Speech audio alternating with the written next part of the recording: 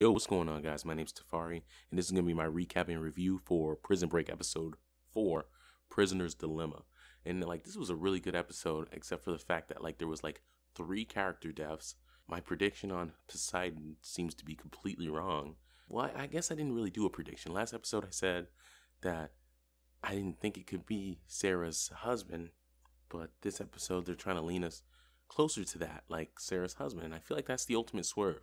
You know, I'm starting to think that it could be Kellerman's Chinese assistant dude. I forget what that fucker's name was, man. But now that I think about it, you know, that dude is the one who replaced the Sarah's cup and probably got her fingerprint, man. But this was a good episode. So Michael, it starts off, Michael's locked up still, obviously, and he somehow like speechcrafts fucking Ramal into like helping him break out. He pretty much says like, yo, like there's no other option for you, man. Like fucking if the prisoners get in here and fucking they capture you, they're gonna use you as a bargaining chip to save themselves and shit. So it was pretty interesting how he like flipped it on Ramal and got him to help with the escape. Pretty cool stuff. I guess there's like a spoon that fucking Michael had like stowed away back when he was locked up in that solitary room. And I guess he tore a string off of his shirt or a piece off his shirt for 4 years or some shit to create a rope. Listen, I'm not going to question it. Supposedly he did that shit, right? And he hid it in the wall. Somehow he carved the wall open so that it could leave a pocket so that he could hide that shit in. I'm going to suspend belief. I'm going to suspend disbelief, okay? So Ramal pulls some pipe down and then proceeds to undo Michael's hinges. And Ramal tried to do his own hinges first, but Michael was like, he pretty much told him like, yo, your side has been newly refitted, bro. It's not going to come off. You got to do my side and trust me that I will let you out. And so Ramal does it, you know, reluctantly. Michael gets out, and Michael is reluctant to let Ramal out. He actually tries to negotiate again with that motherfucker. The Christian dude who lost his brother in the last episode, these motherfuckers are coming quick to try to kill Michael and him. But you know, some slick Michael's the man at fucking breaking out of shit, dude. He fucking they maneuver their way into the fucking cafeteria area. What kind of layout is this fucking Yemen prison, bruh? Why is it so easy to get from solitary to the fucking infirmary?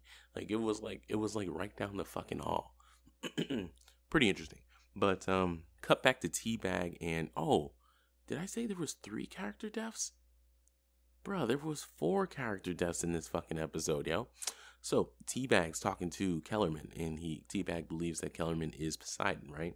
Which, you know, that's like a low-level guess, you know what I mean? Like, a higher-level guess would have been fucking, I guess, Sarah's husband. But yeah, low-level guess is Kellerman. He's always been the enemy. Why wouldn't he be the enemy again, right?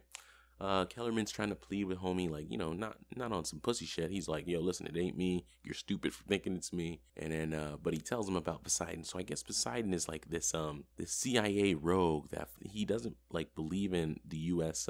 Foreign policy system. So he does these acts like he'll get someone released from prison so that like that enemy can fight fucking Russia or the Chinese or something. So then the U.S. doesn't have to.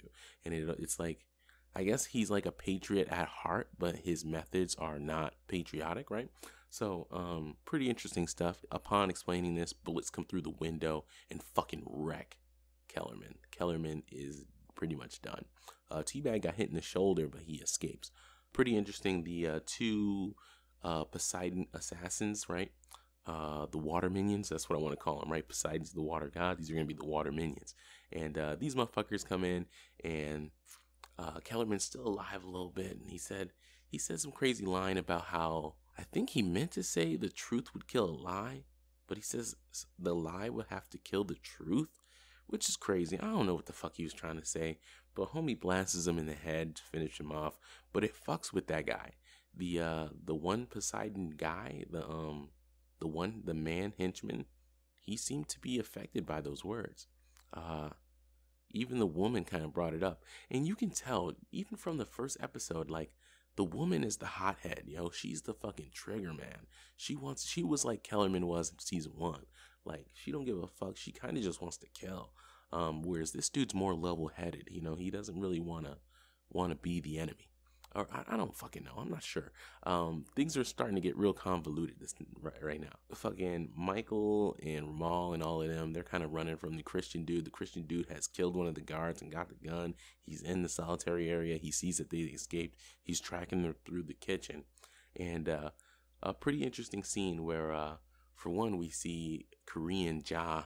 He's like in the cabinet, he's like hydrocodone, fucking, he's like stealing a whole bunch of pain pills and shit. The homie's a junkie, son. Pretty interesting. I want to see how he's a genius, because we haven't seen any genius level feats from this guy yet. I would like to see. And we're running out of time. This is only a 9-episode special, and I knew we were gonna start running out of time. And I'm worried that the writing might be affected. It's been really great so far. I have no complaints, but maybe the 4 character deaths that were in this episode. I understand this is episode 4 and it's halfway through, and there is a lot of characters in this show. Somehow they have to bring Sucre back around, but it's just strange. So they are in the kitchen, right? And so Michael wants Ramal to call his ISIL dudes to arrange that they can have like a car to get out of the country, right? And Ramal reluctantly agrees, and he calls his people. And so then Michael's like, he takes like a map and like rips the corner, and he like writes some shit in Arabic, and he circles, right? And he says that he knows Ramal's trying to screw them over, but they just have to screw him first, right? Fast forwarding here, because some of it, it moves really quick, dude. Like I know this was like an hour long, but it felt like a half an hour, because a lot of shit happened really fast, like all in succession. Meanwhile, while Michael's in there, Lincoln's been trying to work on getting Michael out, and because he saved Sheba, and Sheba's dad is like a political figure, he was able to, pull some political strings and actually get a fucking pardon for Michael. But yeah, you know what? So they take the pardon down there to the fucking prison, and all the guards are running out the fucking door. And, fucking the one, Sheba's dad is like, what's going on? What's going on? And they're like, we're out of here. Fucking ISIL's coming and shit. Everybody's running from ISIL and shit. And so, the dad's like, this is why he gave us the pardon. He knew it would be useless. So fucking Lincoln's like, well, I'm going in there anyway. I'm gonna get my brother out. And he says, go to the plane, make sure there's a seat for Michael. So Sheba's dad leaves. Lincoln goes in there, and freaking he gets in there just in time to see fucking Michael and his homie fucking like climb over the wall. I skipped a crucial part, actually. Let's rewind. There's this part where Mustafa and the other guards, right? Let's talk about these, because these were the other 2 character deaths. And I felt like they were developing these characters. So it could be just because there's not enough episodes to really go into, our normal Prison Break character development sequence. But Mustafa, obviously he cared about his fucking country. I don't know. Like, even though Mustafa was beating the fuck out of fucking Michael and being kind of a dickhead, I feel like his character was supposed to be a little bit more noble than this. Like, he said, like, I don't know, in episode 1 or 2, it was episode 2, right? Fucking, he seemed like he was upset with Michael because he was aiding ISIL. But then he shows that he has no loyalty to his duties or anything else. Like, all he cares about is saving himself. So in this episode, they see ISIL breaking into the fucking town, Sona, and he turns to the other guard, which I don't know his name, and he says, Sona's falling and I'm out of here, right? And he starts unbuttoning his coat because he doesn't want to be seen as a guard, because he'll get shot by ISIL immediately. And so he takes a gun and he walks out the door, and fucking he even kills a prisoner that like tries to like run out the door with him and shit. And so he leaves, and the other guard's like, yo, please don't lock me in here, man. Come on, don't do this. So the other guard that is extremely noble, he stays, and Mufasa leaves. So the guard who stays, so Mufasa goes out there, and he's actually, him and Lincoln bump into each other, right? But they don't know that like that they are kind of meaning something to each other. So Lincoln keeps going into the prison. Mustafa leaves. Lincoln gets in, and the gate's kind of locked. And he's talking to the guard who's on the other side of the gate with the fucking prisoners. And Lincoln's like, I need to get in. And the guard's like, I need to get out. And he's like, well, give me your keys.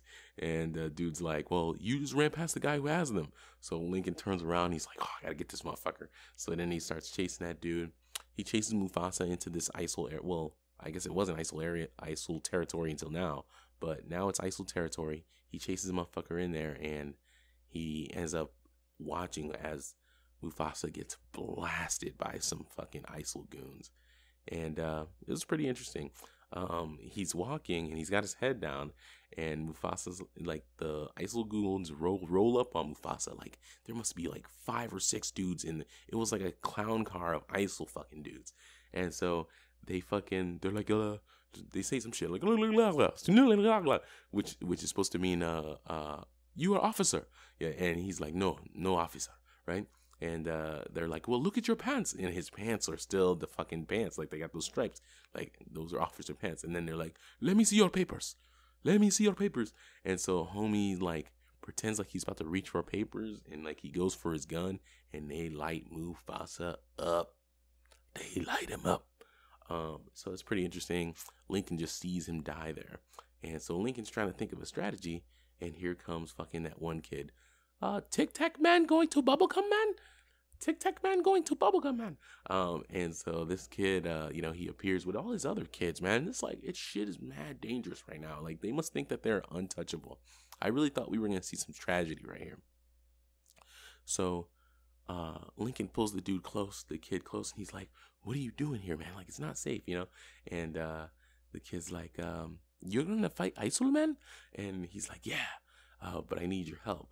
So Lincoln does this fucking, I don't know if I would have even came up with this plan, because it's dangerous as fuck for this little kid.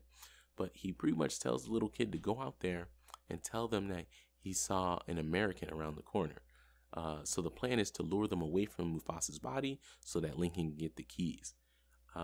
So it works, the kid goes out there, and I'm a canny. And fucking ISIL's like, oh, my canny? I fucking hate Macanis. And they go around the corner looking for him. The kid actually grabs the keys off of Mufasa's belt and meets Lincoln like a block up.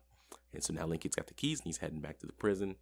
But he, like I said, he gets in there just in time to see fucking Michael hop over the wall and be gone. Michael, Ramal, Ja, Whip, and Sid, which is the name of the homosexual dude that I didn't know last time, they're like running through the streets, trying to get away from the prison. The prison escape has worked, man. Like, they had to kill a guy.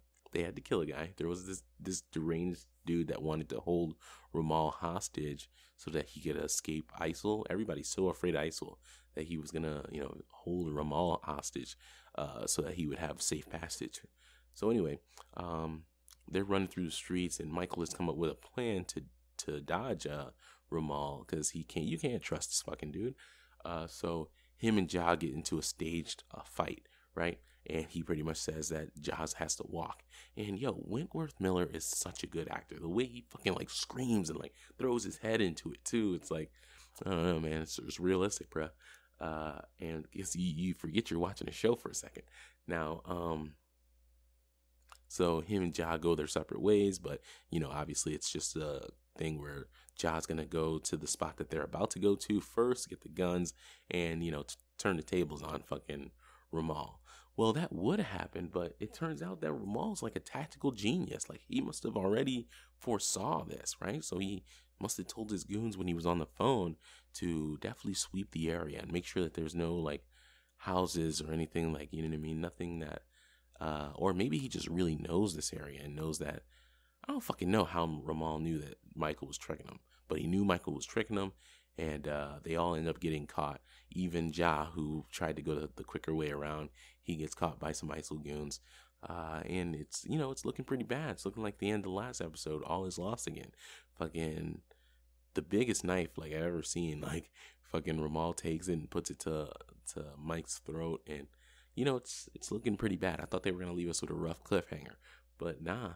After commercial break, freaking dude's about to to cut Michael's throat, and there's a guy like on a machine turret on the back of one of their ISIL fucking vans or whatever they have, and fucking a punch comes out of nowhere, knocks that dude off of the turret, and here comes Lincoln. Now he's on the turret, and I'm sure you might have seen this in the trailers, but so Lincoln's on this turret, and he's just like, "Get away from my brother." I hope that was a good. I don't think that was a good impression. Well, fuck it. He's like, "Get away from my brother," and so the other ISIL goons drop their guns, but Ramal hears that this is his brother, and he's like, "How much do you love this brother of yours?" You know what I mean? He like, that's why you don't say somebody's your brother. You just say, "Get the fuck away from the dude," because then they don't know that they have such good leverage, bruh. He kind of fucked up there, right? But anyway, it's a standoff. You know, Link's on the machine gun. Ramal has the knife to Michael's throat. Who's gonna win, right? So now Whip, and I think this might be why homie's name is Whip. Whip's like, no. Look, I'm not having this, right? And he says, like, he tells the story to kind of like close distance between him and Ramal. He tells the story about like supposedly why he got locked up, and he says like that it's because he killed a guy, and the dude like was talking smack to his girl, and the dude pulled a knife, and in a second like he saw red and took the knife from him and like stabbed him. And Ramal was saying, "You're not that fast," you know, and Michael's like, "He is that fast," you know, something along those lines. And Ramal does the stupidest shit. He takes the knife from Michael's throat and points it at fucking Whip. And Whip legit does some like Krav Maga fucking shit to push the knife. Like, there is a technique. I just saw this on Case Closed as well. There's a technique, like a martial arts technique, where if somebody has a knife to you, you can like maneuver their elbow and their hand to force them to stab themselves. And that's exactly what fucking what Whip did. And I think this is why they call him Whip, son, because Whip, like, it was quick, man. He's quick, bro. I think that might be what it is. Yeah, so Ramal is dead. And unfortunately, it seems like ISIL, they love their fucking cameras, bro. So they were trying to record Michael being beheaded, but they ended up recording Michael and his squad killing Ramal and escaping. So that's actually even worse, because the whole reason, if we fast forward here, you know, they meet up in looks like some Chinese restaurant or something. I don't even know. Somewhere it had a TV in there, and very touching scene. Whip's like, "Who's this guy talking about Link?" And Michael's like, "It's my brother. That's my brother." And they hug, dude. It was real touching, man. It was real touching. But then they look on the news, and ISIL had taken over a news station, and they pretty much show the footage of Michael and Whip and all of them killing Ramal, and they pretty much declared war on our homies, man. Michael, Whip, Ja, Sid, and Lincoln. And I guess technically Sheba and C-Note as well. But yeah, that's pretty much it, man. That's the episode. I liked it. Well, I'm lying, man. No. I didn't even tell you the craziest part. So I told you about how Teabag and fucking Kellerman, you know, they were getting attacked by the Poseidon dudes. Well, somehow Teabag escapes, right? He gets down the block to his car and he hides. He like lays down in his car. Then the Poseidon dudes like drive by. They don't know where he went. They're just trying to get away from the cops because Teabag did call the cops. Teabag follows them like a thug. See, I would have been running. Like, you see, you can't send me on no secret mission, because as soon as I get shot in the shoulder, I'm probably out, bro. Like, that's just real. So freaking Teabag, he follows them to their destination, dude. And they go there, and guess who they're fucking meeting with? They're meeting with Sarah's fucking husband. But I thought they shot him in the leg or something. He wouldn't meet with the people that shot him in the leg. I mean, unless he's working with those people, right? He must be working with those people, huh? It's crazy. It's very strange. Like, my prediction was that he wouldn't work with those people. Like, they shot him in the leg. He lost a lot of blood. You know, that wouldn't be staged, but I guess it is. My prediction is wrong. And I almost think the only reason my prediction is wrong is because there's not enough time to give us another person that it could be, you know? But it's disappointing to me. I thought it would be more cleverly hidden, because like the suspicion falls on this guy. We don't know who the fuck he is, but he's talking shit about our main character. So suspicion falls on him easy as fuck. I wanted it to be somebody else. And there still is a chance that it's the partner of Kellerman. There's still a chance. Hopefully, who knows? Still a big mystery. I'm still excited to see next week's episode. But that's the wrap up, homie. So my name's Tafari, and I'm out.